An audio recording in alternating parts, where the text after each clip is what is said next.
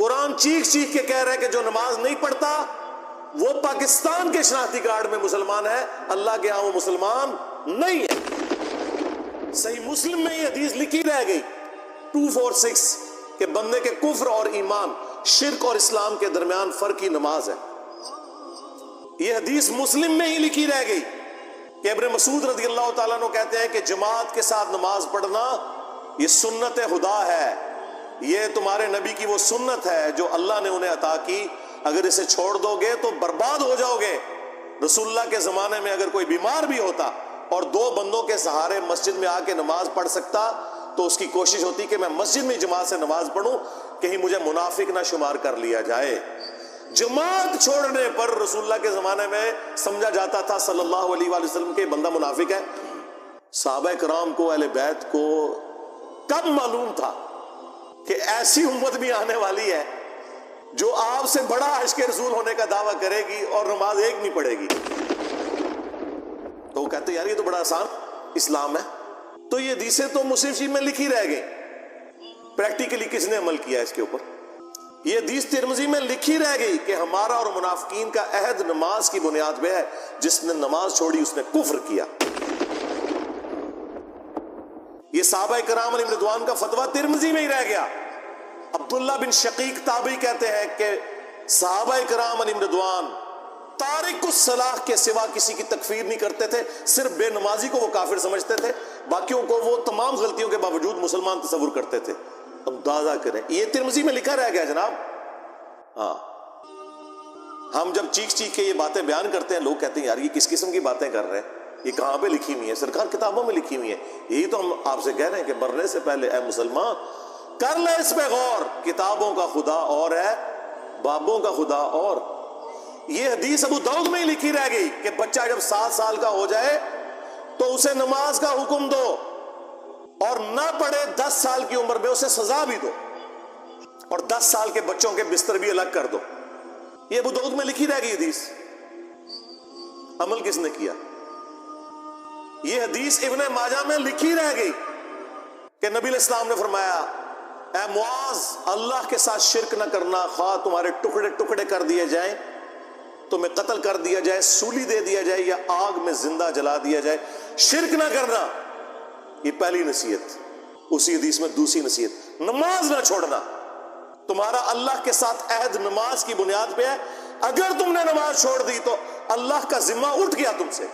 اور تیسری چیز فرمایا شراب نہ پینا، یہ تمام برائیوں کی جڑ ہے۔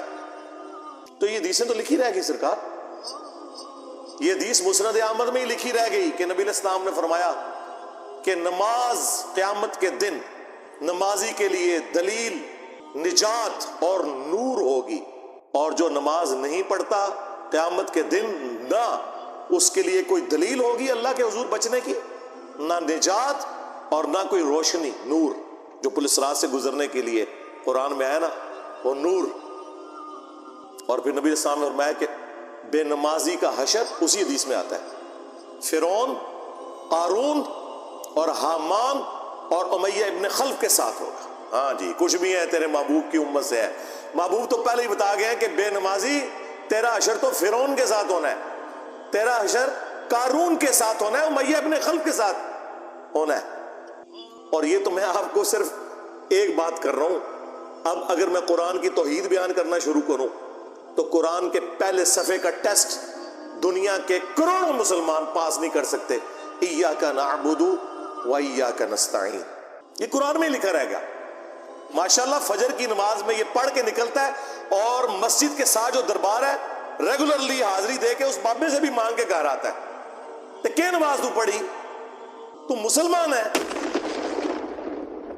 تیری ہر نماز کی ہر رکعت میں تو یہ نہ پڑھے تیری نماز ہی نہیں ہوتی۔ ایاک نعبد و ایاک نستعین، اے اللہ عبادت بھی تیری کریں گے، دعا بھی تجھی سے مانگیں گے، مدد بھی تجھی سے مانگیں گے۔ یہاں مدد مانا دعا کے، لیکن یہاں مولویوں نے پھر پٹی پڑھا دی، ان کا نہیں جی امی سے روٹی نہ مانگے۔ اندازہ کریں قرآن کا مذاق اڑا رہے ہیں، حالانکہ انہیں پتہ ہے کہ قرآن میں یہ آیت موجود ہے وَتَعَاوَنُوا عَلَى الْبِرِّ وَالتَّقْوَى وَلَا تَعَاوَنُوا عَلَى الْإِثْمِ وَالْعُدْوَانِ، نیکی اور پرہیزگاری کے کاموں میں ایک دوسرے کی مدد کرو اور برائی میں الگ رہو۔ قرآن نے بتایا ہے کہ اللہ نے دنیا کو اسباب کے ساتھ جوڑا ہوا ہے. یہاں ایاک نستعین میں دعا کے اعتبار سے بتایا جا رہا تھا کہ غیر اللہ سے نہیں کرنی. ظاہری اسباب کا تو قرآن میں حکم ہے، لیکن دیکھ لیں. اور پھر جس شان سے اللہ تعالیٰ نے سورۃ النمل میں ذکر کیا، حیران کن بات آپ کو بتاؤں، اہل تشیع کے ہاں صبح و شام کی دعاؤں میں، سنت اذکار میں سورۃ النمل کی آیت نمبر 62 پڑھی جاتی ہے. ترجمہ نہیں کا بھی کسی نے پڑھا. اور ہمارے جن اسٹوڈنٹس نے پڑھا جو شیعہ مکتب سے تعلق رکھتے تھے، کیونکہ میں نے اس آیت کو اتنی دفعہ کوٹ کیا، انہوں نے کہا ہم تو یہ صبح شام پڑھتے ہیں. ترجمہ پڑھا تو انہوں نے کہا یار یہ آیت پڑھ کے بھی سب سے زیادہ شرک ہم کر رہے تھے، کیونکہ اس آیت کے اندر کیا لکھا ہے؟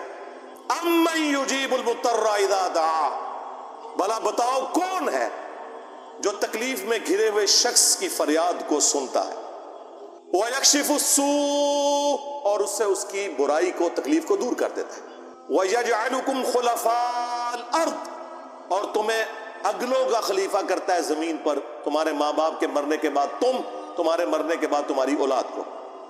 اِلَٰهٌ مَّعَ اللَّهِ، کیا اللہ کے ساتھ کوئی اور معبود بھی ہے؟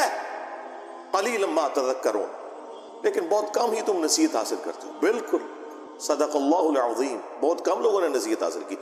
اس آیت میں کلیئر کٹ لکھا ہے کہ جو اللہ کے سوا کسی اور سے دعا کرتا ہے گویا وہ اسے خدا بنائے ہوئے ہے. یا علی مدد کا مطلب سادہ نہیں ہے، اس کا مطلب ہے کہ آپ نے مولا علی کو اللہ کے مقابلے پر خدا تصور کر دیا. نہیں جی ہم تو انہیں اللہ کا بندہ مانتے ہیں. نہیں جناب، قرآن تو یہ کہتا ہے کہ اللہ کا بندہ مان کے یا بغیر بندہ مان کے. جب تمہارا یہ عقیدہ ہے کہ اللہ کے سوا کوئی تمہاری تکلیف دور کر سکتا ہے، جی پیچھے اللہ ہی ہے. اچھا اللہ پیچھے رکھ رہے ہیں. یہ دیکھیں حدیث میں لکھا ہوا ہے نماز کا طریقہ. اور نہیں جی ہمارے امام صاحب نے بھی تو وہی کچھ بتایا نا، پیچھے تھے اتنے بھی نبی علیہ السلام نے. نبی علیہ السلام پیچھے رکھنے کے لیے، میرے نبی صاحب ہے ہی کوئی نہیں، تیرے بابے تھے شاہ ہی کوئی نہیں. اللہ پیچھے، رسول پیچھے، آگے تمہارے بابے. عزتیں اویل کی ہیں تم نے اللہ اور اس کے رسول کے نام کے اوپر، چندے کھائے ہیں تم نے رسول اللہ کے نام کے اوپر صلی اللہ علیہ وآلہ وسلم، سواریاں سوار کی ہیں تم نے مکے اور مدینے کے نام کے اوپر، اور غداری کی ہے اپنے دین کے ساتھ. ممبروں پہ چڑھ کے کہتے ہو قرآن و حدیث ڈائریکٹ نہ پڑھنا گمراہ ہو جاؤ گے. واہ، یہ کوئی یہودی یا نصرانی آ کے بات کرے ہم منہ توڑ دیں. جس طرح آج آگ لگانے کے اوپر قرآن کو ہمیں کتنا غصہ چڑھا ہوا ہے. تیرا مفتی ہر جمعے کو کھڑا ہو کے کہ قرآن اور بخاری ڈائریکٹ نہ پڑھنا گمراہ ہو جاؤ گے. آگ تو یہ لگا رہا ہے، وہ آگ تو ایک دن تھی، اس سے کوئی فرق نہیں پڑا. قرآن کے ملینز آف کاپیز دنیا میں موجود ہیں، ملینز آف حافظ قرآن ہے. قرآن کو کوئی آگ نہیں لگا سکتا، دنیا سے ختم نہیں کر سکتا. اصل جو چور چھپا ہوا ہے وہ تیرے اندر چھپا ہوا ہے. جو یہ علماء ہیں شیاطین، جنات اور انسانوں میں سے شیاطین، جو تمہیں یہ کہہ رہے ہیں قرآن حدیث ڈائریکٹ نہ پڑھنا گمراہ ہو جاؤ گے، اور تم کہتے ہو مفتی صاحب نے فرما دیا. سبحان اللہ. دنیا میں اگر کوئی مفتی صاحب لمبی داڑھی اور پگڑی اور ہاتھ میں تسبیح کے ساتھ آپ کو کوئی 2 نمبر چیز دے دیں، آپ ایک استری خریدنے کے لیے جائیں اپنے کپڑے کرنے کے لیے، اور اس پہ جعلی مور لگا کے وہ بندہ آپ کو وہ استری دے دے، اور آپ کو بعد میں پتہ چل جائے اس نے دھوکہ کیا ہے، تو آپ کیا کہیں گے؟ مفتی صاحب نے فرما دیا استری شریف. آپ غصے میں بھرے ہوئے جائیں گے اور کہیں گے کہ تو داڑھی رکھ کے بےایمانیاں کر رہا ہے، کہیں گے نا.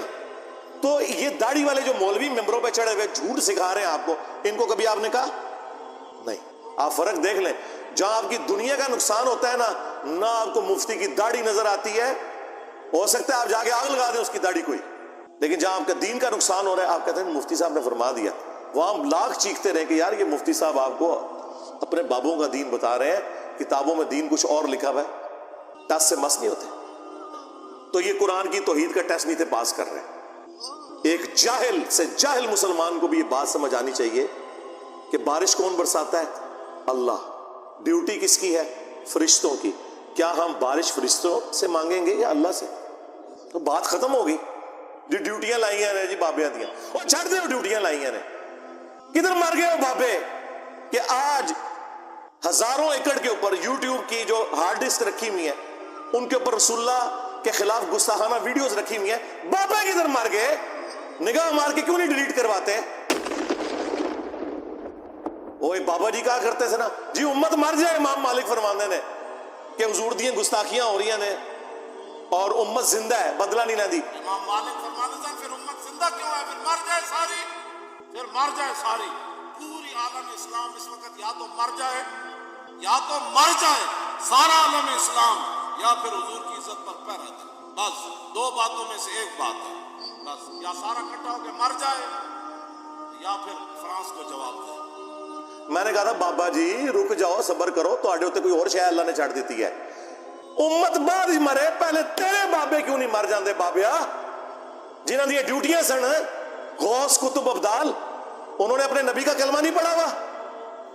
وہ کدھر مر گئے جو کل تک اپنے مریدوں کو یوں دیکھ کے تو جلا کے راکھ کر دیتے تھے، آج اتنے بغیرت ہو گئے کہ وہ یوٹیوب سے ویڈیوز نہیں ڈیلیٹ کر سک رہے. لے جاؤ اپنے بابے تو کسی کام میں نہیں نکلے. پہلے وہ مرن نا، امت تو بیچاری کچھ کر نہیں سکتی، بابوں کے پاس تو اتنے رائٹس ہیں. وہ بابا لبو جی ڈیوٹی ہے اتنے جتنے ہارڈ ڈسک پہ ہیں اتنے جس غوث دی ڈیوٹی ہے انہوں لبو اتنا اس سے میں 295 سیل آواں گا. امت مر جائے، تیرے بابے نہ مر جان، امت مر جائے. امت نو تے تسی مس گائیڈ کیتا ہے، شرک میں ڈبو دیا. او جی لاہور 1000 سال تو بابا بیٹھے ہے تے پال رہے لوگوں نو، چھڑ دے. آج چندے بند کر دینا گورنمنٹ، کتے پھرن گے دربارہ ہوتے تواڈے. صفائی کرنے والا کوئی نہیں ہوگا، بند کراؤ آج چندے. بابا پال رہے ہیں تواڈے چندے تے پلدے نے تے تسی کہتے بابا پال رہے. شرم کی کوئی انتہا ہوتی ہے. یہ لوگ بات کرتے ہیں کہ قرآن جل گیا تو پورے ملک کے اندر ہنگامے کھڑے کیے ہوئے. قرآن تم لوگوں نے جلایا ہے شرک پھیلا کے. ویسے تو کہتے ہو ہم سنی ہیں. سنی وہ ہوگا جو بخاری مسلم کے طریقے کے مطابق جو رسول اللہ کے احادیث نقل ہوئی ہیں صلی اللہ علیہ وآلہ وسلم رکوع میں جاتے وقت اور رکوع سے اٹھتے وقت رفع الیدین کرے گا، یا سنی وہ ہوگا جو اپنی پبلک کو یہ جھوٹ مشہور کرے گا کہ جی بغلیں بت رکھ کے آندے سن تاں رفع الیدین ہوتا سی. واہ واہ. جس شخصیت کے ساتھیوں میں سیدنا عمر، سیدنا حمزہ، سیدنا علی جیسے دلیر اور اللہ کے شیر ہوں، اتنے لوگ بت رکھ کے تے حضور دے پیچھے آگے کھلوندے سن. اب گل کرنے لی کرو کوئی، سب کچھ جھوٹ نکلیا تھوڑا. قرآن کو آگ لگ گئی کہ تسی لائیے قرآن کو آگ. آپ لوگ دشمن ہیں اسلام کے. اس سے بڑی کیا دشمنی ہوگی جو لوگوں کو کہتا ہے قرآن و سنت سے جوڑو، اس کو کہتے ہیں جی یہ لوگوں کو گمراہ کر رہے ہیں، ہمارے بزرگوں سے ہٹا رہے ہیں. جی بالکل اعلانیہ میں کہتا ہوں کہ میں آپ کے بزرگوں سے آپ کی پبلک کو ہٹا رہا ہوں، اس لیے نہیں کہ اپنے ساتھ جوڑوں، کیونکہ نہ تو میری کوئی چندہ بک، نہ میرا کوئی مدرسہ، ہاں نہ میری کوئی مسجد. چندے آپ کو دیں، نمازیں آپ کے پیچھے پڑھیں. ہم توڑ رہے اس لیے نہیں ہے، آپ کے بزرگ ویسے اسی لیے توڑتے تھے کہ کسی سے توڑ کے اپنے ساتھ جوڑیں. اصل میں نا انہوں نے یہی جرم کیا، یہ سمجھتے ہیں دوسرے بھی یہی کچھ کرتے ہیں. بندہ خود چور ہے نا، دوسرے کو ہی سمجھتا ہے. یہ آپ صحیح کہہ رہے ہیں، یہ ایسے ہی ہوتا رہا. لیکن آج جو شخص آپ پہ اللہ تعالیٰ نے مسلط کیا ہے نا، یہ شخص آپ کے بزرگوں سے توڑ کے اپنے ساتھ نہیں جوڑ رہا، یہ اس کے ساتھ جوڑ رہا ہے جس کی قبر مدینے میں صلی اللہ علیہ وآلہ وسلم. صلو علی محمد وآل محمد، اللہم صلی علی محمد وعلی آل محمد.